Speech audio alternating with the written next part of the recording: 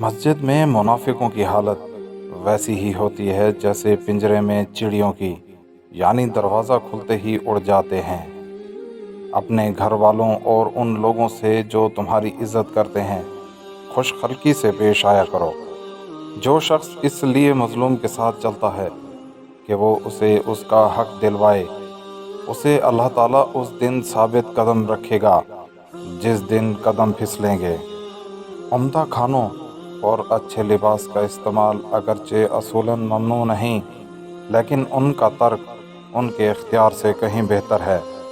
چھوٹی سوچ، آوارہ مزاج اور برے لوگوں سے دور رہو۔ لوگوں کے پاس تم اپنی ضرورتیں بہت کم لے کر جاؤ، کیونکہ اس میں ذلت اور رسوائی ہے۔ صرف رضائے الہی کے لیے نیک اعمال کی لگن رکھو۔ جب رضائے الہی کے لیے کوئی کام کرو تو اسے بہتر کرو۔ علم زیادہ معلومات کا نام نہیں، یہ تو خاص نور ہے جو اللہ تعالیٰ اپنے پسندیدہ لوگوں کے دلوں میں ڈالتا ہے۔ اللہ کی رضا کے لیے جب کوئی کام سر انجام دو تو اسے بہتر انداز میں سر انجام دو۔